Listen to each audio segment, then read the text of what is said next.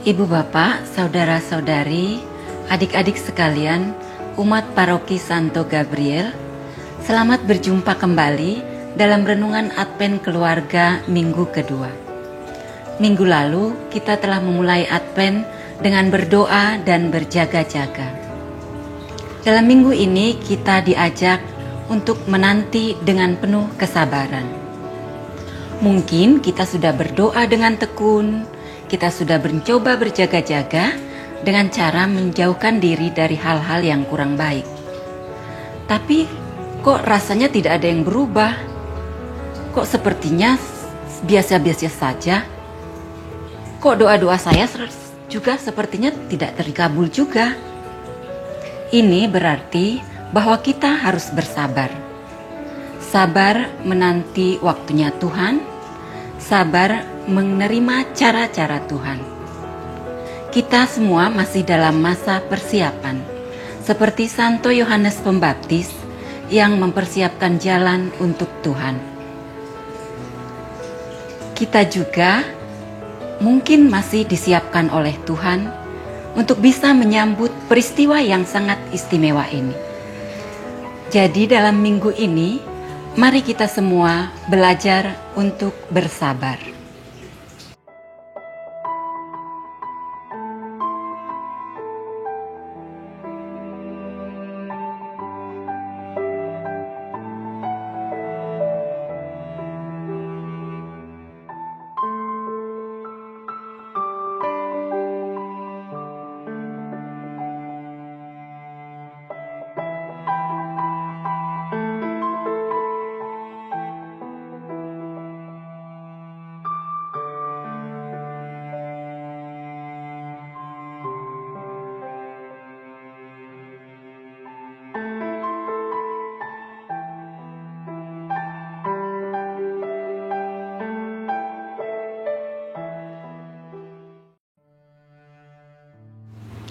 Marilah kita berdoa dalam nama Bapa dan Putra dan Roh Kudus. Amin. Allah Bapa yang Maha Kasih, terima kasih atas kasih setiamu dalam hidup keluarga kami.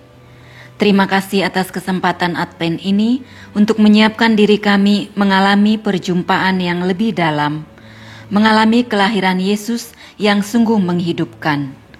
Berilah kami kesabaran menantikan saat kelahiran baru dengan penuh iman dan ketekunan.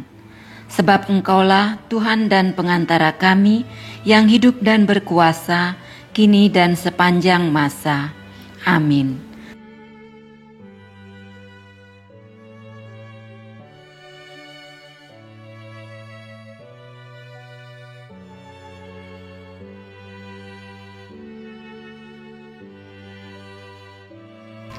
Para nabi terus menjaga pengharapan umat Israel. Kita juga menyalakan lilin Advent kedua kita sebagai tanda bahwa kita menantikan kedatangan Tuhan di hati kita dengan penuh kesabaran dan pertobatan. Ya Tuhan, semoga Engkau membuka hati kami supaya bertumbuh dan berkembang dalam harapan yang bernyala. Datanglah segera Tuhan. Datanglah Sang Juru Selamat.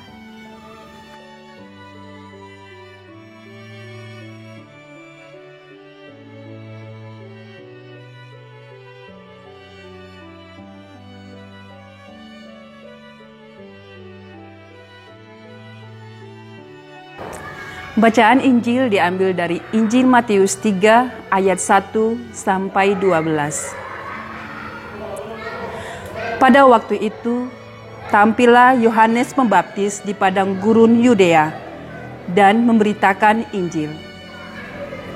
Bertobatlah, sebab kerajaan surga sudah dekat.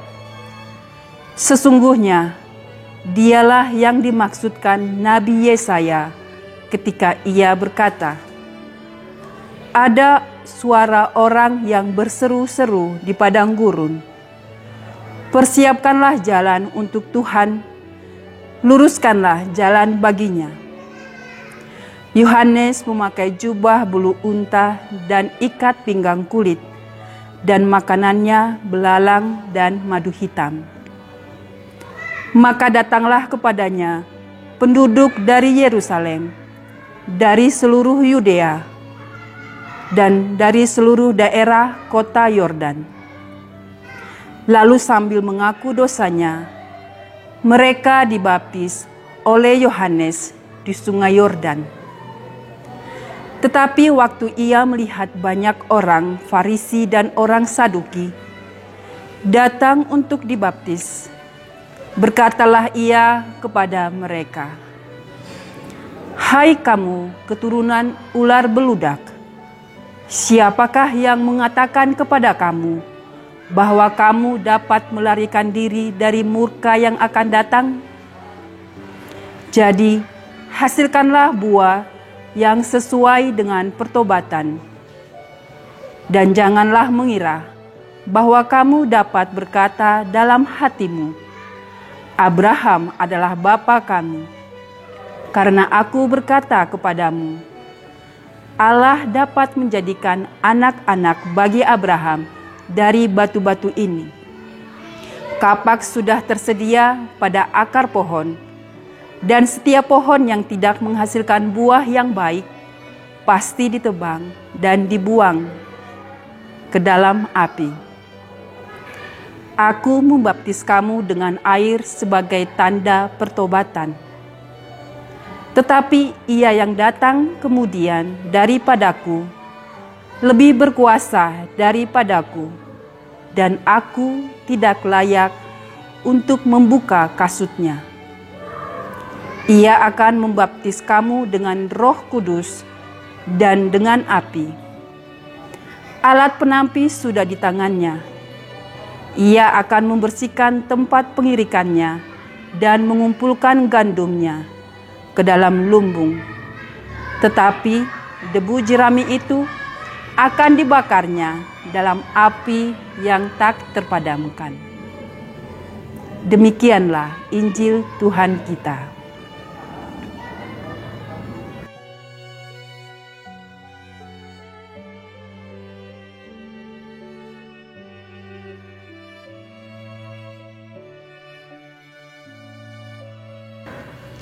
Ibu bapak, saudara-saudari, adik-adik sekalian, kalau kita mau menyambut sesuatu yang istimewa, pasti perlu persiapan. Misalnya saja seorang ibu yang hamil, ia pasti menyiapkan baju-baju bayi, ayunan, mainan, juga mungkin botol susu untuk menyambut kelahiran sang anak. Seorang yang akan menikah, ia akan menyiapkan dengan cermat waktu, tempat, undangan, cincin kawin dan sebagainya dengan sangat baik. Tapi persiapan mereka bukan hanya hal itu saja yang lahir ya. Pasti sang ibu dan sang calon pengantin juga menyiapkan hati dan batin mereka. Jadi persiapan itu perlu lahiriah dan batinnya. Dalam Injil yang baru kita dengarkan, Santo Yohanes Pembaptis berseru, "Bertobatlah, sebab kerajaan Allah sudah dekat. Persiapkanlah jalan untuk Tuhan, luruskanlah jalan baginya." Ini karena pada zaman Yesus, bangsa Israel ditindas oleh bangsa Romawi. Jadi mereka menanti-nantikan seorang Mesias yang akan membebaskan mereka dari penindasan, dari kemiskinan, dari kesengsaraan, seperti yang telah dinubuatkan oleh para nabi-nabi sebelumnya. Yohanes Pembaptis mengingatkan bahwa untuk menyambut Sang Mesias ini, bangsa Israel harus menyiapkan diri. Sebab Sang Mesias yang akan datang jauh lebih besar dari yang mereka bayangkan. Ia tidak hanya akan membebaskan mereka dari penindasan lahiriah, tapi Sang Mesias ini akan membebaskan umat manusia dari penindasan dosa. Saat ini, kita juga sedang menantikan kedatangan Yesus Sang Juru Selamat. Seruan Yohanes Pembaptis ini juga berlaku untuk kita.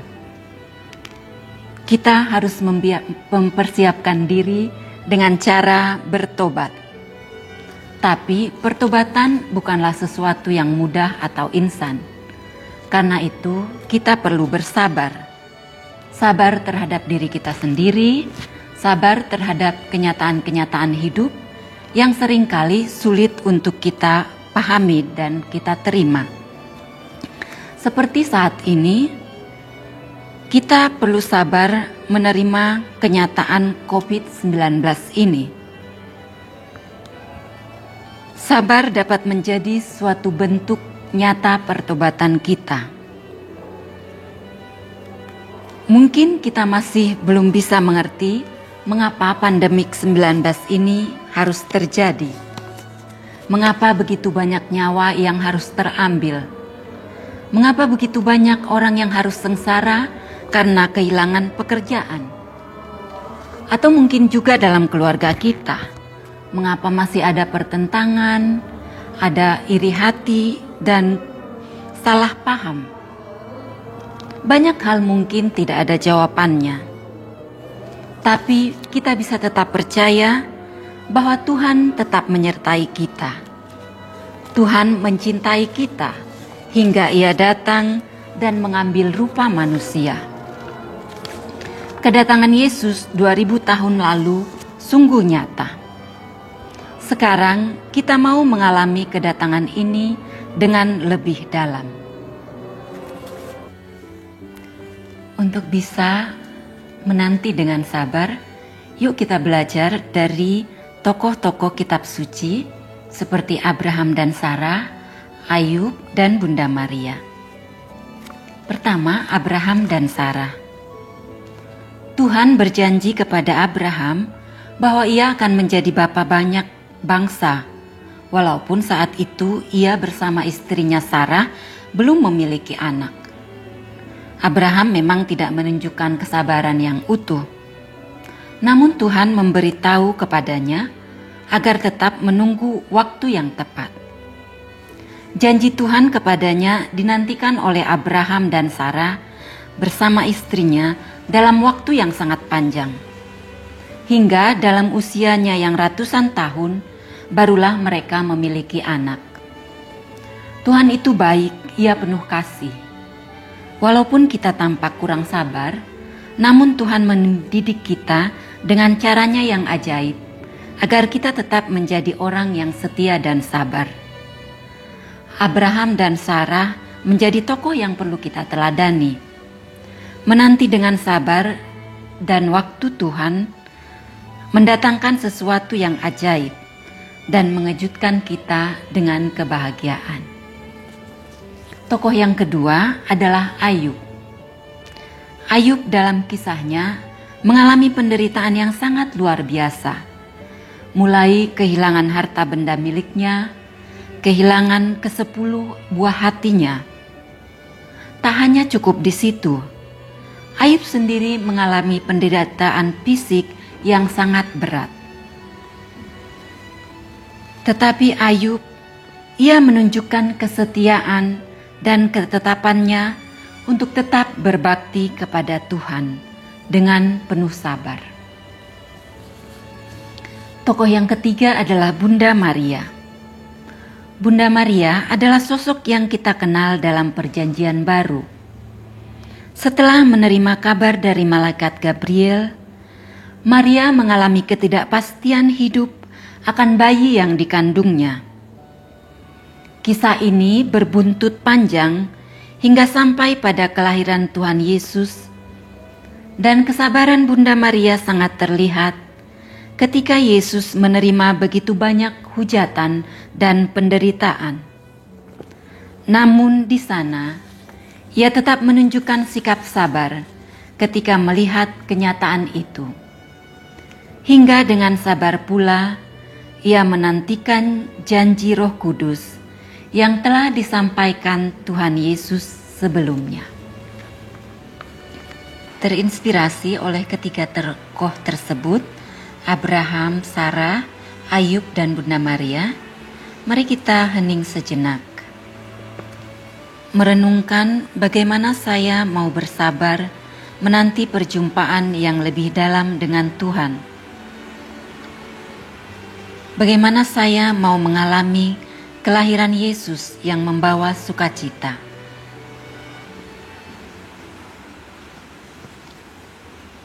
Masing-masing anggota keluarga menuliskan dalam secarik kertas bentuk pertobatan atau kesabaran yang ingin dihidupi selama seminggu ini.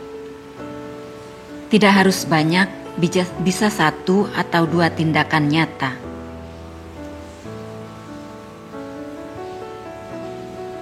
Setelah itu kita lipat atau gulung kertas tersebut, lalu tempatkan di sekitar Corona Advent atau di sebuah kotak kecil.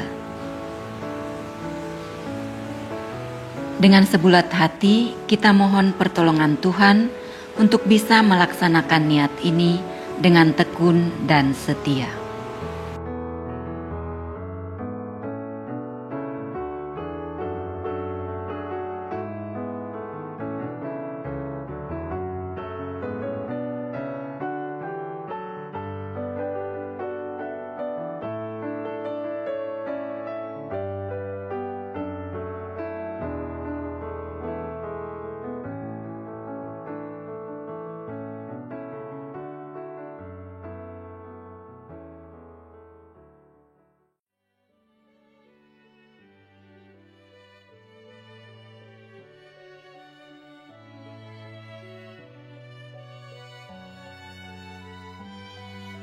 Mari kita sama-sama doakan 3 Salam Maria dengan wujud khusus mohon pembebasan dari pandemi COVID-19 ini. Salam Maria, penuh rahmat, Tuhan sertamu, terpujilah engkau di antara wanita, dan terpujilah buah tubuhmu Yesus. Santa Maria, Bunda Allah, doakanlah kami yang berdosa ini, sekarang dan waktu kami mati. Amin. Salam Maria, penuh rahmat, Tuhan sertamu, terpujilah engkau di antara wanita, dan terpujilah buah tubuhmu Yesus. Santa Maria, Bunda Allah, doakanlah kami yang berdosa ini, sekarang dan waktu kami mati. Amin. Salam Maria, penuh rahmat, Tuhan sertamu, terpujilah engkau di antara wanita, dan terpujilah buah tubuhmu Yesus. Santa Maria, Bunda Allah, doakanlah kami yang berdosa ini, sekarang dan waktu kami mati. Amin. Kemuliaan kepada Bapa dan Putra dan Roh Kudus, seperti pada permulaan, sekarang, selalu, dan sepanjang segala abad. Amin. Dalam nama Bapa dan Putra dan Roh Kudus. Amin. Ibu bapak, saudara-saudari, adik-adik sekalian, umat paroki Santo Gabriel, terima kasih banyak telah berpartisipasi dalam renungan Advent minggu kedua ini. Semoga membawa berkat. Sampai jumpa kembali dalam renungan Advent minggu depan. Tuhan memberkati.